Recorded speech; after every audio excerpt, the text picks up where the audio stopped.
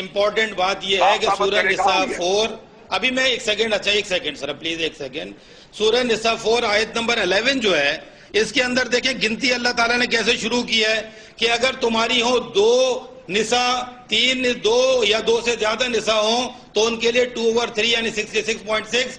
اور اگر تمہاری ہو ایک سن لیں بات ختم ہونے دیں یار، بات ختم ہونے دیں نا پلیز. میں یہ کہہ رہا ہوں جو آیت کہہ رہی ہے، آیت کے اندر سورہ نساء کی 11 نمبر آیت میں آیت شروع ہو رہی ہے کہ اگر فوکس نتین، اگر 2 یا 2 سے زیادہ ہوں فَلَهُنَّ ثُلُثَ مَا تَرَكَ وَإِن كَانَتْ وَاحِدَةً، اور اگر وہ واحد تو ان کے لیے نصف سنیں. یہ گنتی کس کے لیے پورے قرآن مجید میں آئی ہے؟ سورہ نساء 4.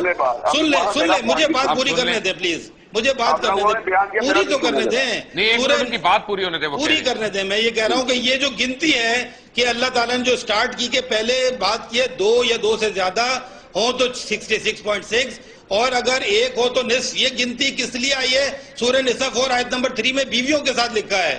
تو ایک منٹ اس سے پہلے کہ میں علامہ صاحب آپ کی طرف آؤں، ایوب صاحب آپ مجھے یہ کہنا چاہ رہے ہیں جو مجھے سمجھ آیا، اور میں چاہتا ہوں کہ میرے ناظرین کو ذرا سمجھ آ جائے کہ آپ کا موقف کیا ہے.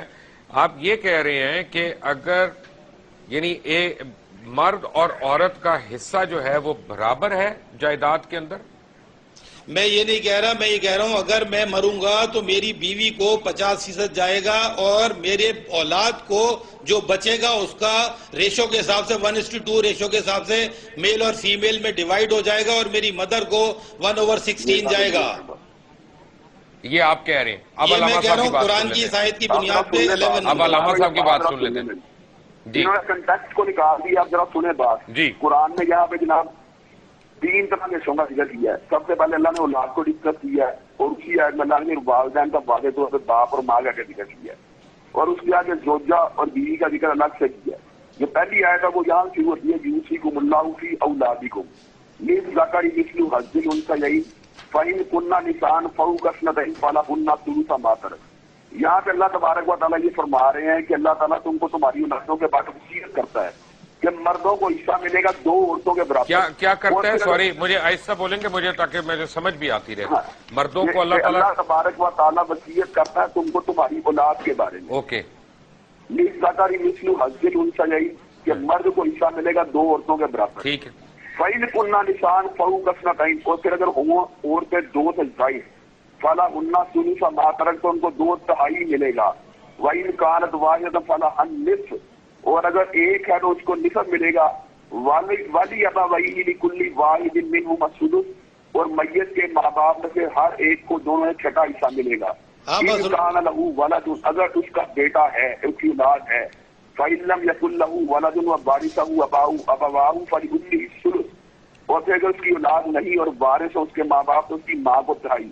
اب آپ یہ بتائیں آیت کا اپنا سیاق و سباق کا کنٹیکسٹ واضح طور پر بتا رہا ہے کہ پہلے اللہ تعالیٰ اولاد کی بات کر رہا ہے پھر والدین کی اور اگلی آیت میں اللہ تعالیٰ جو ازواج کی بات کر رہا ہے. موقع دیجیے ذرا ابتسام صاحب. یہ انڈیپینڈنٹلی کہا کہ اب ذرا مجھے ایوب صاحب پہ آنے دیں. جی ایوب صاحب. اب ابتسام صاحب مجھے موقع دیں. دیکھیں پلیز آپ میرے غور سے سن لیجئے گا. اللہ تعالیٰ نے آپ کو نالج بھی دی ہے اور آپ جانتے بھی ہیں. سنیں ایک سیکنڈ پلیز. سورہ نساء 4 آیت نمبر 3 میں پڑھتا ہوں وَإِنْ خِفْتُمْ أَلَّا تُقْسِطُوا فِي الْيَتَامَىٰ فَانكِحُوا مَا طَابَ لَكُم مِّنَ النِّسَاءِ. نساء ورڈ آیا ادھر. اللہ کہہ رہا ہے اگر تمہیں خوف ہے کہ تم یتیم عورتوں سے انصاف نہیں کر سکو گے فَانكِحُوا بس نکاح کر لو مَا طَابَ لَكُم مِّنَ النِّسَاءِ جو طیب ہے تمہارے لیے نساء میں سے. مثنیٰ 2 وثلاثہ 3 ورباع 4. فَإِنْ خِفْتُمْ أَلَّا تَعْدِلُوا اگر تمہیں خوف ہے کہ تم عدل نہیں کر سکو گے فَوَاحِدَةٌ بس ایک. یہ گنتی جو پورے قرآن مجید میں بیٹیوں کے ساتھ کہیں نہیں آئی کہ 2 3 4. سنیں پلیز رک جائے. Let me complete please. اس سورہ نساء کی 3 نمبر آیت میں اللہ تعالیٰ نے یہ عورت کو ڈیفائن کیا ہے یہ جس سے نکاح کر رہے ہیں اس کو 2 3 4 اور اگر چاہو تو ایک بھی اگر تم عدل نہیں کر سکتے. اسی کو 11 نمبر آیت میں اللہ تعالیٰ نے کہا فَإِن كُنَّ نِسَاءً فَوْقَ اثْنَتَيْنِ پس اگر وہ ہو نساء فوق اثنتین 2 یا 2 سے زیادہ فَلَهُنَّ ثُلُثًا ان کے لیے 2/3 66.66 ما ترک جو چھوڑا. وَإِن كَانَتْ وَاحِدَةً پس اگر وہ واحد ہے فَلَهُ نِصْفٌ فَلَهَا نِصْفٌ اس کے لیے نصف. مجھے ایوب صاحب ایک بات نہیں سمجھ آ رہی. ویری کوئکلی مجھے ایک بات سمجھائیں.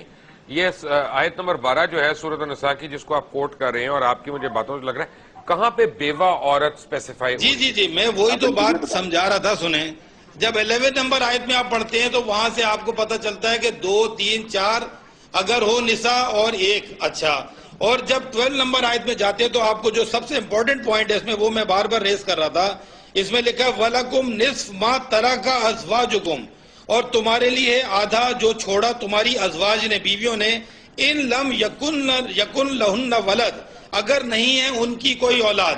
یہاں پہ لکم نہیں لکھا, تمہاری اولاد نہیں لکھا, ان کی اولاد نہیں ہے اگر اللہ تعالیٰ کہہ رہا ہے. فَإِن كَانَ لَهُنَّ وَلَدْ, پس اگر ان کی کوئی اولاد ہے, فَلَكُمْ رُبُعُ, اس کے تمہارے لیے 1/4 25% مما ترکنا من بعد وصیت یوصین بہا أو دین. یہ بات میں جو سمجھانا چاہ رہا تھا کہ اس کے اندر کیونکہ ان کی اولاد اور ان کے مال کی ذکر ہو رہا ہے, اور اوپر والی آیت میں تمہارے مال کا ذکر ہو رہا ہے جو بندہ مر رہا ہے, تو یہ دونوں الگ الگ سچویشن ہیں. مجھے علامہ صاحب